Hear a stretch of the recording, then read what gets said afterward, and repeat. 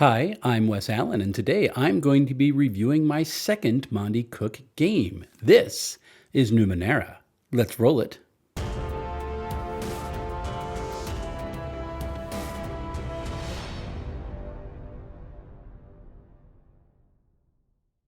Here's what I'm reviewing. I picked up the 2-volume slipcase set from Monte Cook Games.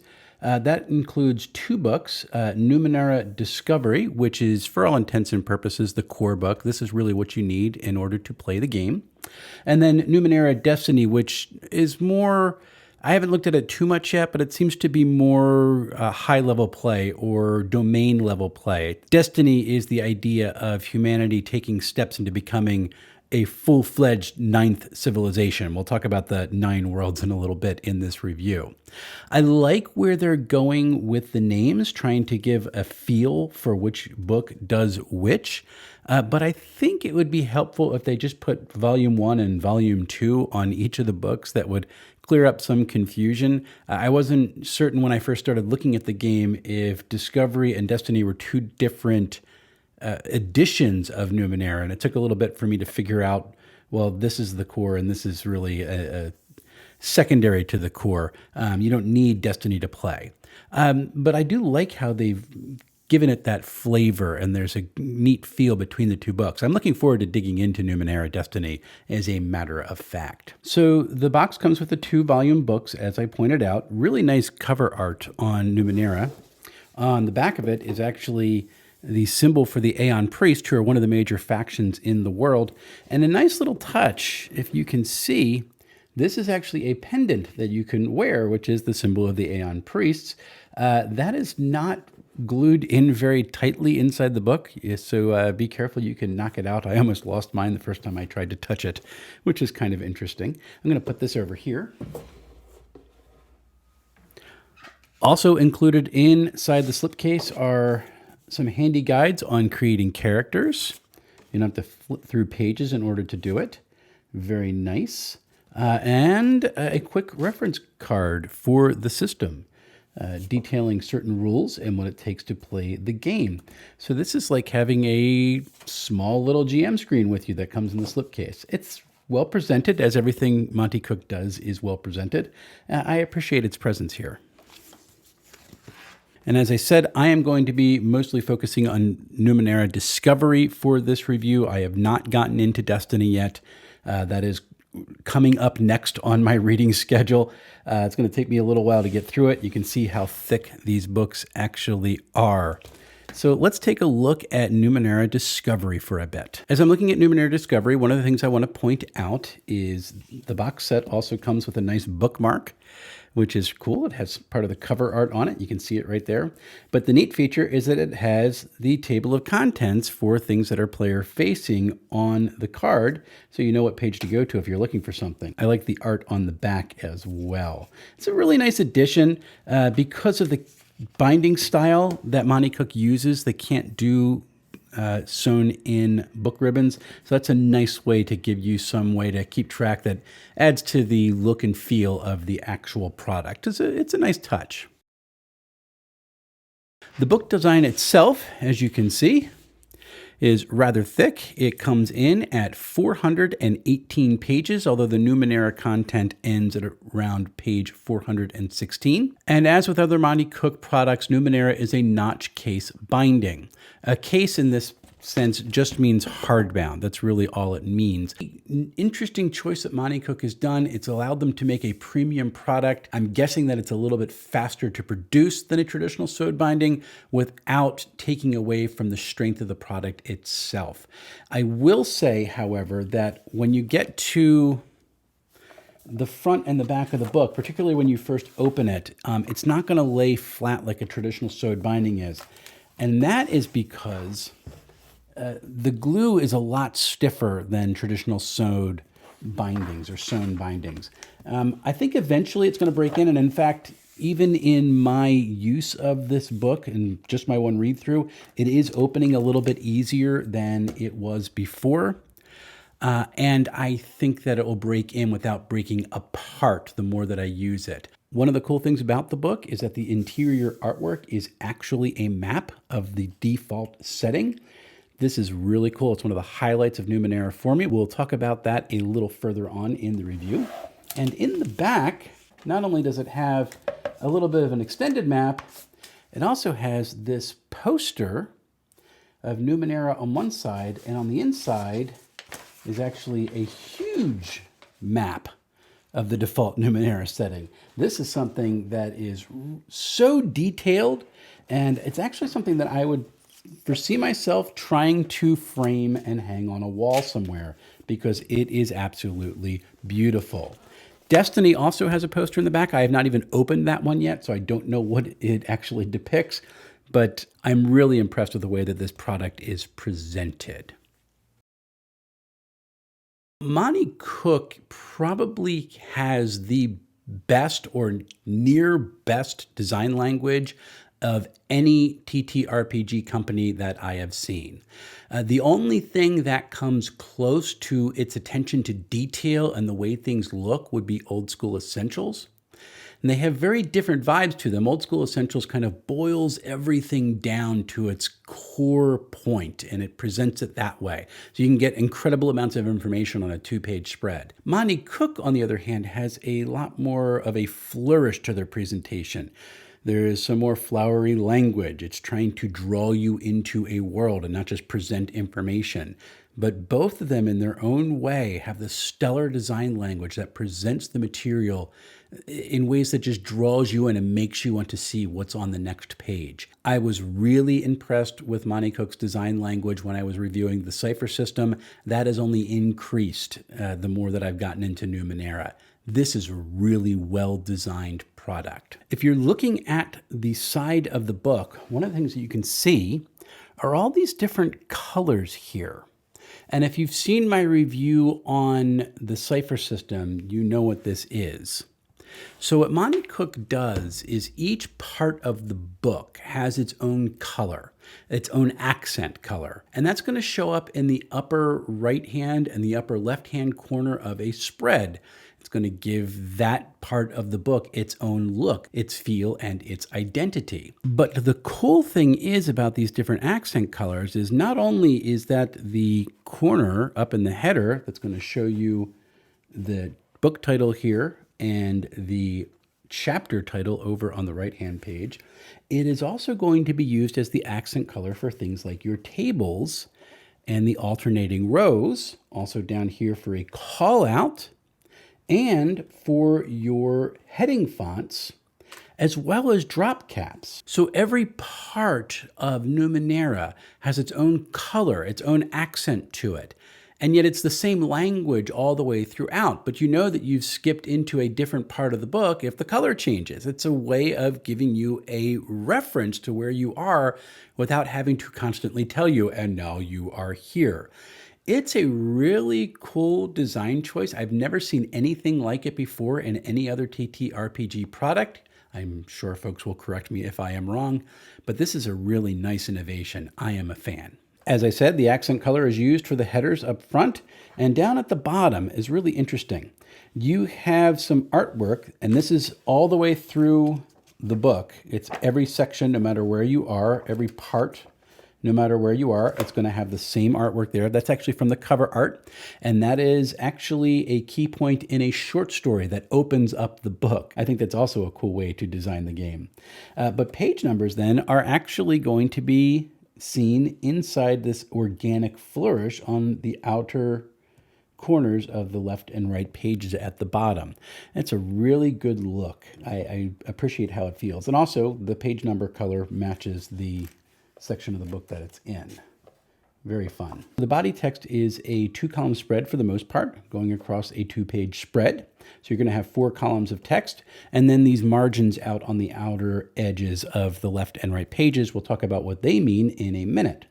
I do love that it is a nice, clean sans serif font. I did not need to constantly put this book down to rest my eyes, and I could read it equally well on the print page and on the PDF. That's always a really nice trick, and Monte Cook has pulled it off very well.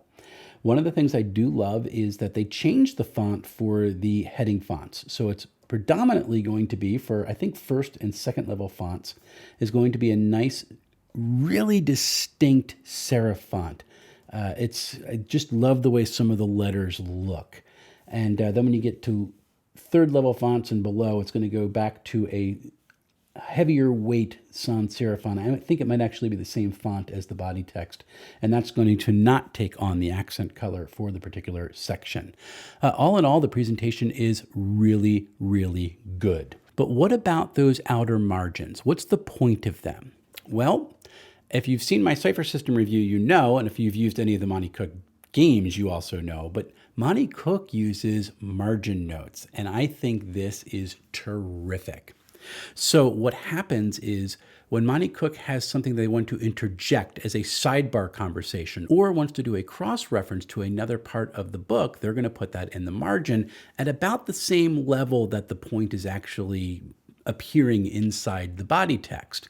And that way you can just flip to that page without having to go to a footnote and change your eye level or go to a end note and actually change pages to see what's being referenced there. It's a really nice touch. And the PDF is actually hyperlinked so that you can just tap it and you go to wherever that hyperlink goes to.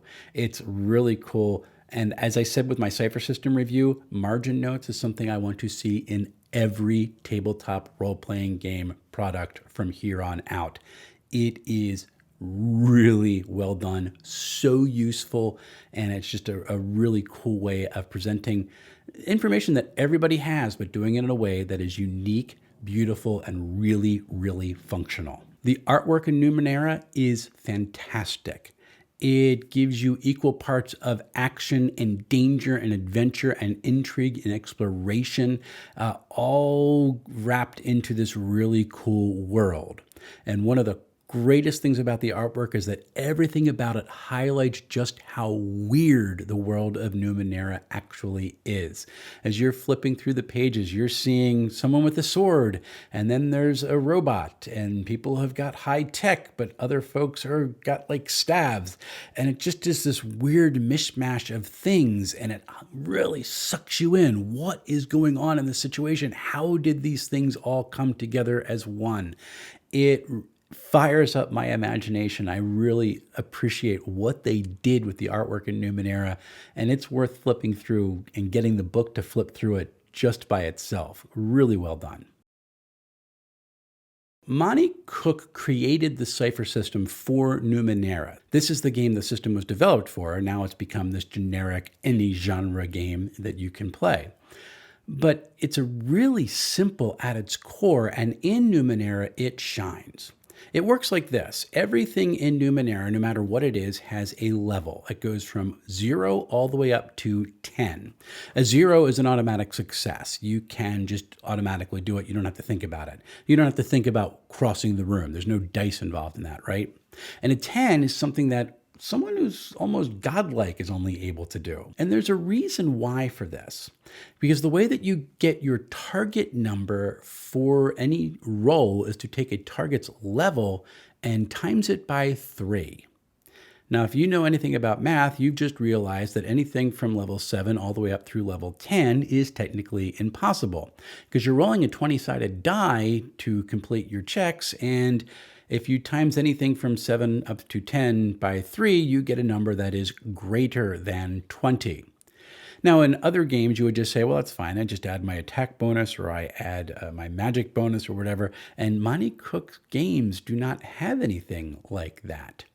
Instead, the crunch is done before the roll. So if you have a task that might be very, very, very difficult, you're going to be adding things like your innate skills, abilities that you might have, help from your other party members, or even tools that you have that might help you with that particular task. And every time you add one of them to it, it becomes an asset. It reduces the level of difficulty down by 1 or 2 at a time. Another thing you can do to reduce the difficulty of a task is to apply effort to it. And this allows you to take some of the points from one of your stat pools, we'll talk about those in a minute, and spend them in order to reduce the difficulty level by 1. And then as you tier up, you can actually apply more effort to your attempts. A way to offset the cost of effort is to use something called edge, and you can use edge to reduce the point cost that it takes in order to apply effort. So if you have 2 edge in a particular ability and you want to apply effort to it, well, your first level of effort is always going to cost you 3 points. You apply 2 edge, now it's only going to cost you 1 point. So there's some crunch there, but again, it's all done before the roll. So let's talk about what this might look like in game. Your crew comes across a door that is ancient tech, level 8 to get through it, which is a 24 to roll on a 20-sided die. It is impossible.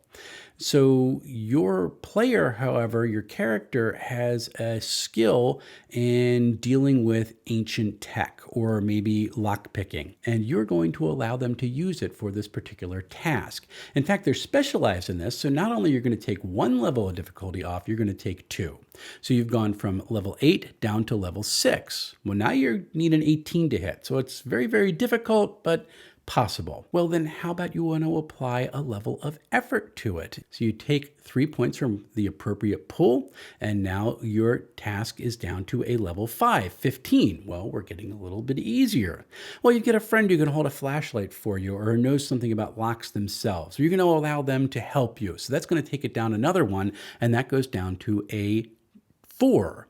And then all of a sudden you realize you've got a tool that is able to interact with ancient locks and maybe help you navigate what it takes to unlock this thing. And that's a really important tool, and you're going to be able to take 2 more off of that. Suddenly you're down to a 2. So you went from an 8, which was a 24 to succeed, which is impossible, down to a 2, which is actually a 6 to succeed. And that's really, really doable. And that's the way the Cypher system works.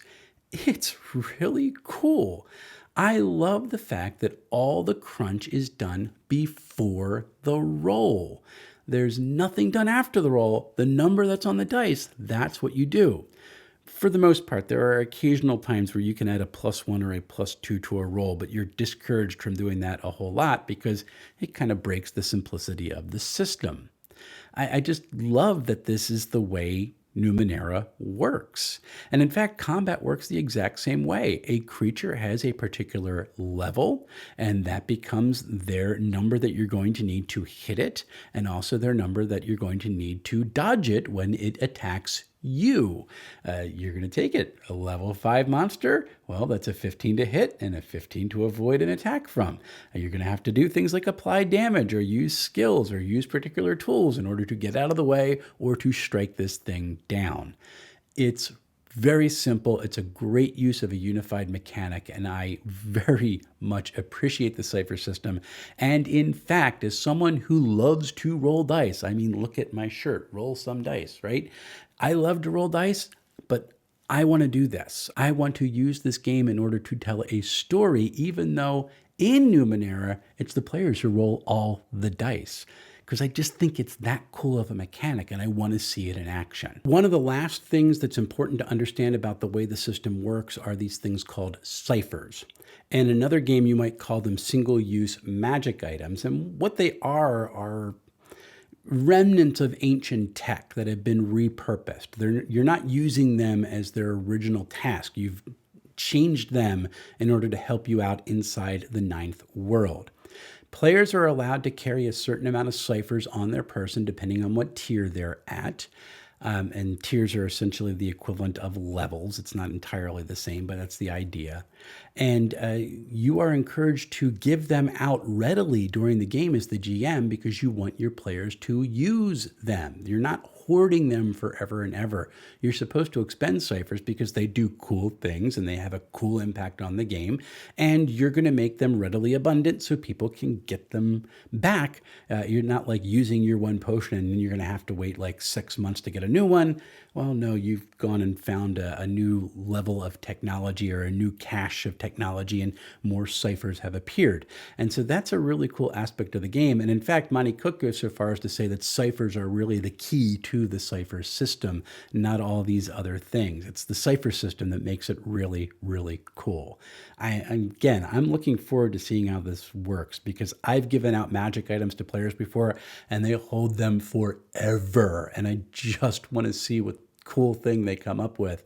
And in Cypher System, like, no, no, no, no, use them. You really want to use them quick. And that's a really nice touch. So characters are interesting in Numenera. You only have 3 stats. It's might, speed, and intellect. And these are indeed pools. You have a max level for each pool, depending on what tier you are at and what character you choose. And then you're going to spend those pool points in order to activate things like your special abilities or what passes for spells. They're called esoteries in this game, or actually apply effort depending on where you are at with your character. And so they are variable. You can get them back, but you're going to spend these pools. And it's important to balance doing cool stuff with actually staying healthy, because your pools are also your damage tracker. Most of your damage is going to take out of your strength. So every time you get hit, you're going to have a little less to spend on things like physical effort to hit something else.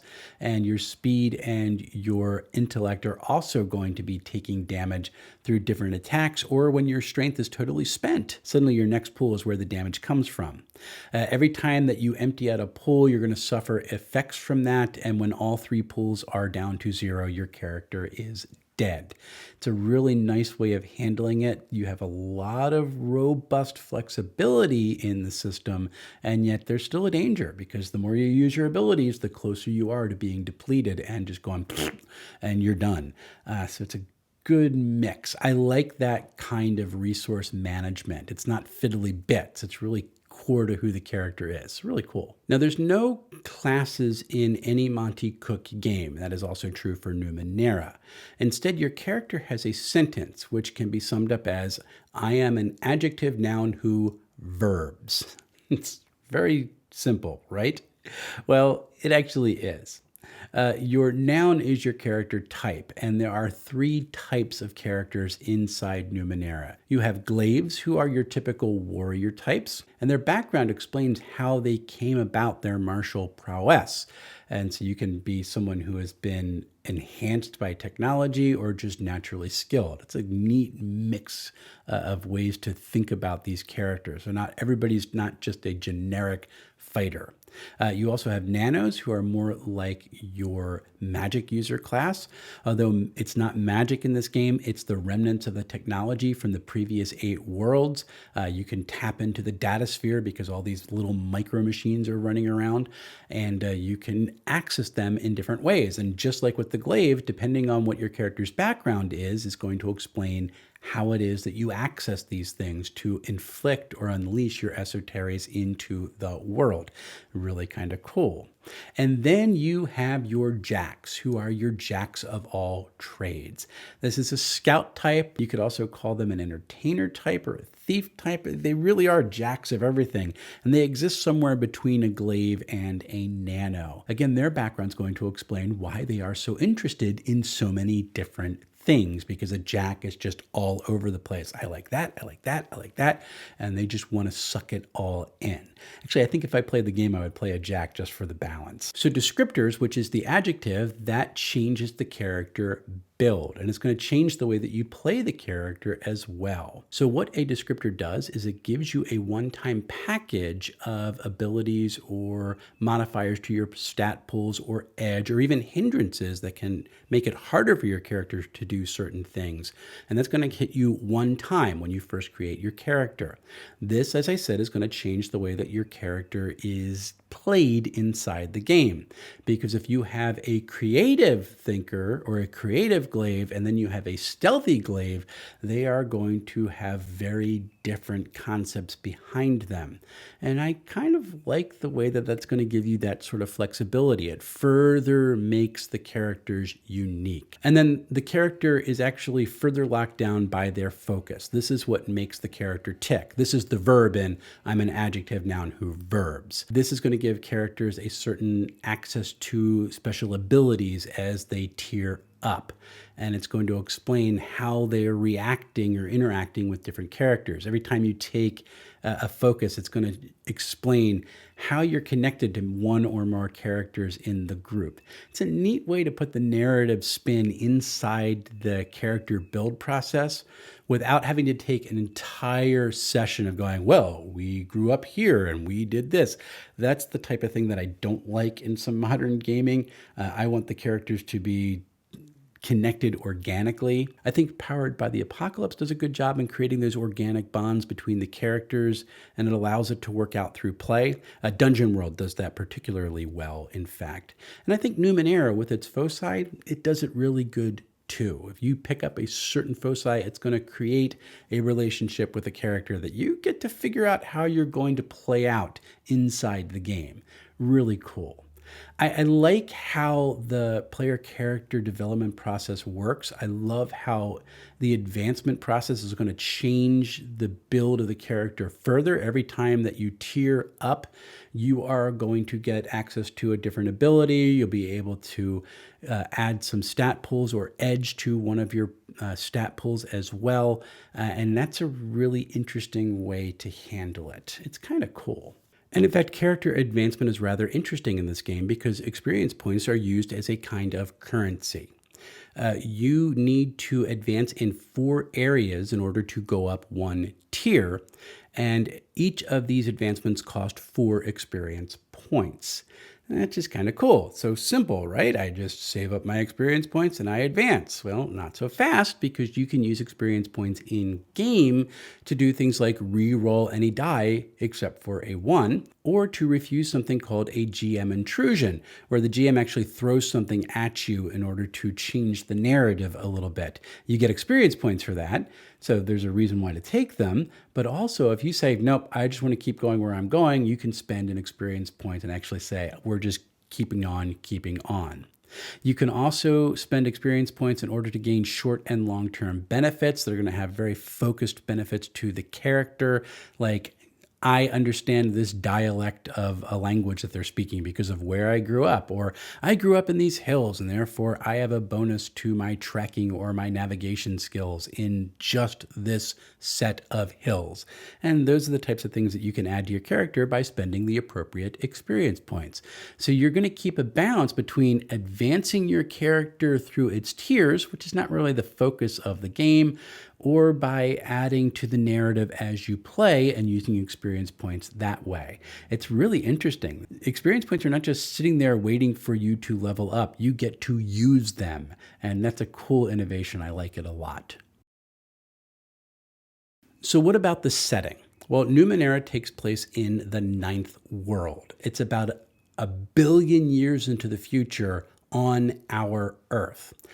Everything familiar is gone. The creatures, the landforms, everything about this world is weird and different and totally unrelated to what we have now. It is 1 billion years into the future, and a lot can happen in that time.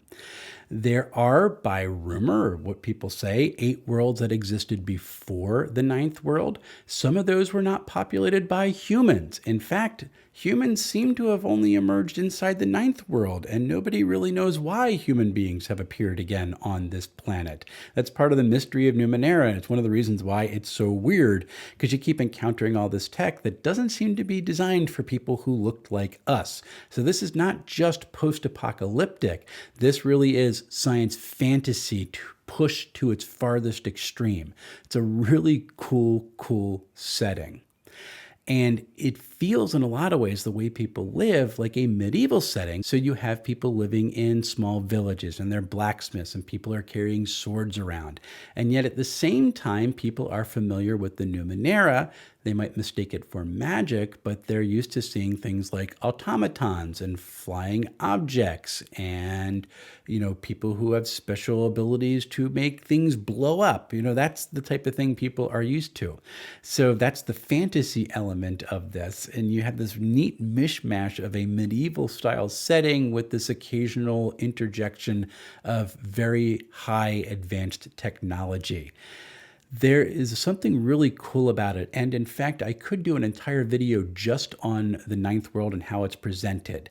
There's about an 80-page spread that explains the setting, gives you things like the nations and the kingdoms and the different realms that you can explore, as well as different factions that you can interact with.